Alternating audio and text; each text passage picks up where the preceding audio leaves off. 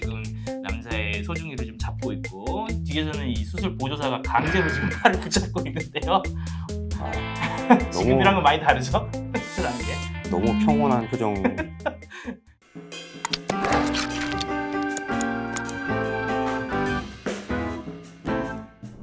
비뇨의학 정보 채널 골드만 TV 유경호입니다. 네, 안녕하세요. 저는 골드만 비뇨의학과 동탄점에 있는 최호철 원장이라고 합니다. 네, 오늘 저번 편에서 마지막에 전화 통화로 상냥한 최 원장님하고 언제 또 상냥한 별명을 그렇게 붙여주셨는지 모르겠네요. 준비를 잘 하셨을지 모르겠습니다. 나름 그래도 열심히 했습니다. 네, 사실 이제 기존에 저희 골드만 채널에서는 여러 가지 의학 정보나 이런 거를 이제 전달하면서 많은 환자분들이 보고 지식에 도움이 되고 이러는데, 어떻게 보면은 약간 의학적인 거라서 조금 식상하고 지루해 하시는 분들도 있어서 저는 오늘은 조금 특별한 컨텐츠를 준비해 봤어요. 이제 포경 수술의 역사에 대한 제가 간단하고도 재미있는 강의를 좀 준비를 했는데, 이제 아무래도 이런 어떤 인문학적이고 이런 역사적인 얘기를 좀 하는 게 조금 더 가볍고도 편하게 들으실 수 있는 내용이지 않을까 싶어서 오늘 아마도 좀 재미있는 시간이 되지 않을까 싶습니다. 저도 비뇨의학과 전문의지만은 포경 수술을 많이 하고 있지만 역사에 대해서는 사실 잘 모르거든요. 저뿐만 아니라 많은 비뇨의학과 선생님들께서 잘 모르는 부분일 수도 있다고 생각을 하고요. 저도 이번에 역사 공부 좀 많이 했네요. 아무튼 이번 내용 준비해 주시느라 고생 많으셨고요. 네, 한번 기대해 보겠습니다. 한번 좋습니다. 말씀을 한번 해주실까요? 시작하기에 앞서서 유경 원장님은 포경 수술이 처음에 시행됐던 게 언제라고 생각하세요? 인류 역사에 있어서. 지금이 2021년이니까 한 몇백 년? 1000년 되셨을까요? 1000년? 훨씬 더 과거로 가야 돼요. 실제로 포경 수술이 굉장히 역사가 오래된 수술 중에 하나입니다. 어떻게 보면은 인류 역사와 함께한 수술이기도 하는데, 그 역사를 거슬러 올라가면은 기원전에도 포경 수술을 했다는 기록을 찾아볼 수 있고 그만큼 역사가 오래된 수술인데, 가장 포경 수술의 오래된 기록 중에 하나가 무려 기원전 2300년경에 고대 이집트 유광조의 고위 관료 혹은 뭐 의사라고 보는 견해도 있는데, 앙크마호르라는 사람의 관에서 포경 수술에 대한 벽화 기록이 있어요. 그 그림이 있는데요. 그 그림이 바로 요겁니다. 보시면은 환자 2명이 지금 의사를 통해서 거의 반강제적으로 지금 포경 수술을 당하고 있는 것 같은. 아니 환자이고 의사인지는 모르잖아요. 근데 그렇죠. 앉아 있는 게 지금 의사겠죠. 지금 남자의 소중이를 좀 잡고 있고 뒤에서는 이 수술 보조사가 강제로 지금 팔을 붙잡고 있는데요.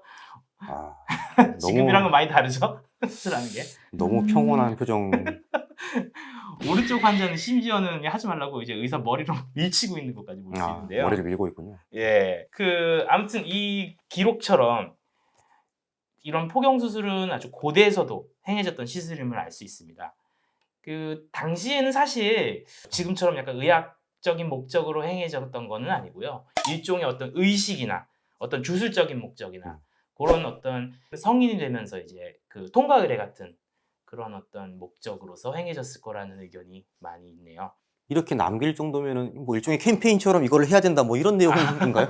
실제로 과거에 이집트의 미라들을 봤을 때도 포경 수술을 한 흔적들이 있다고 하는데, 모든 미라들이 다 그렇게 포경 수술을 한 흔적이 있는 건 아닙니다. 이게 일부에서는 하고 또 일부에서는 안 하는데, 그런 걸 봤을 때는 이 포경 수술의 행위 자체가 모든 당시 사람들한테 다 행해졌다는 건 아닌 걸 알 수 있죠. 그냥 일종의 약간 권유하는 느낌이 드는데. 권유하는 거를 관에다가 그랬다는 게 조금 의문이긴 합니다만. 근데 그만큼 이게 중요한 행위라는 의미가 될 것 같아요. 어떻게 보면 좀 의식적인 행위로서 그렇게 포경 수술을 예전에 진행했다는 걸 좀 알 수가 있겠네요. 그리고 인류학자들은 실제로 그렇게 이집트에서 이렇게 과거에 행해졌던 거 훨씬 더 이전에도 포경 수술을 행했다는 그런 증거를 확인하기도 하는데요. 실제로 의외로 호주에서도 굉장히 오래전부터 포경 수술을 행했다는 그런 증거가 있습니다. 실제로 폴리네시아의 원주민들이 굉장히 기원전 한 4만 년, 5만 년 전 이전부터 오래전부터 살았던 원래 주민들인데, 거기 폴리네시아에 있는 동굴 암각화 벽화에는 그 어린아이가 성인이 되면서 치러야 하는 의식의 일종으로 이제 포경 수술에 관한 약간 그런 어떤 걸 암시하는 벽화가 그려지기도 해서 그렇게까지 과거로 거슬러 올라가서까지도 포경 수술이 행해졌을 수 있었다는 그런 증거가 발견되기도 한다고 해서 참 흥미롭죠. 이거는 이집트. 이건 이집트 기원전 호주에서도. 2300년경. 근데 그거보다 훨씬 더 이전에도 포경 수술이 행해졌을 수 있다는 거를 암시하고 있네요. 이게 상당히 먼 지역인데도 똑같이 이렇게 발견되는 게 저는 그쵸. 신기하네요. 이게 사실 어떤 한 문화가 다른 문화에 영향을 주었을지 각각의 문화가 따로따로 발전했을지는 잘 모르겠지만 그래도 이렇게 다양한 문화권에서 이렇게 행해졌었던 거는 사실인 것 같아요. 그리고 실제로 아라비아 반도 지금 어떻게 보면 이라크 지역이죠. 그 당시 이제 수메르라던가 지금 히브리 민족의 기원이 되는 셈족들에게서도 이제 포경 수술이 행해졌다고 역사학자들은 좀 보고 있고요.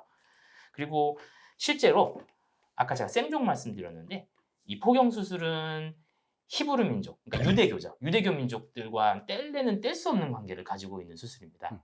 그래서 그거에 대해서를 포경 수술을 얘기하기 전에 유대교를 얘기하지 않을 수가 없어서 그거에 대해서 좀 더 자세하게 짚고 넘어가야 될 것 같아요. 사실 예전 뭐 기원전도 그렇고 이 종교적인 의식이라든지 아니 그 집단이 살아가는 데서 종교가 정말 중요하다고 생각하거든요. 이게 그렇죠. 아마 진짜 종교랑 떼서 생각을 할 수는 없을 것 같아요. 제가 생각해도. 네, 초기에는 의학적인 목적으로 아까 말씀드렸다시피 의학적인 목적으로 행해졌지는 않고 아마 종교적인 목적으로 행했을 거라고 말씀을 드렸는데 그 실제로 포경 수술을 처음 받은 걸로 이제 기록되는 사람이 있어요. 누군지 혹시 아세요? 아니 당연히 모르죠. 원장님 혹시 종교가 어떻게 되세요? 갑자기 좀 저는- 생뚱맞은 질문인데 종교는 뭐 없습니다. 없습니까? 저는 이제 기독교인데 성경을 보면은 이제 아브라함이라는 인물이 나와요. 예, 이제 기원전 한 1800년경의 인물로 지금 스타일로가 되는데 그 성경에 이런 창세기에 이런 내용이 나옵니다. 하느님이 이제 아브라함의 믿음을 시험하기 위해서 그 아브라함의 아들인 이삭을 이제 제물로 바치라라고 그렇게 명령을 하는 내용이 나오고 아브라함은 그거를 순순히 따라서 이삭을 제물로 바치려고 하는데 그 순간 하나님이 천사가 나타나서 그걸 막아요. 그리고 이제 아브라함아 너의 이제 믿음을 내가 확인했으니까 너가 나를 그만큼 믿는 거를 이제 내가 알았으니까 너의 자손이 앞으로 하늘의 별처럼 무구하게 번창하고 그렇게 하는 거를 내가 언약을 하겠다. 언어로 약속을 하겠다는 의미죠. 그런 내용이 이제 창세기에 있는데 실제로 그 하나님이 그렇게 말씀을 하면서 아브라함한테 이렇게 지시를 해요. 자기와의 언약의 증표로 성기에 있는 포피를 잘라가지고 그 행위 자체를 언약의 증표로 삼겠다. 어떻게 보면 이제 포경 수술을 이제 언약의 증표로 삼는 거죠. 그걸 이제 유대교에서는 할례라고 하는데 이제 매우 유서가 깊고 유대교에 있어서는 매우 의미가 깊은 행위입니다. 포경 수술이죠. 어떻게 보면 할례가. 네, 그래서 그때 이제 하나님께서는 출생 후 8일째 되는 날에 그러니까 할례를 받는 걸로 이렇게 명시가 되어 있었고 그 전통이 계속 유대교에서 내려와져서 유대교의 아이덴티티로 자리 잡게 되는 거죠. 비정상 토크 이번 영상이 유익하고 도움되셨다면 구독, 좋아요, 알람 설정 부탁드리겠습니다.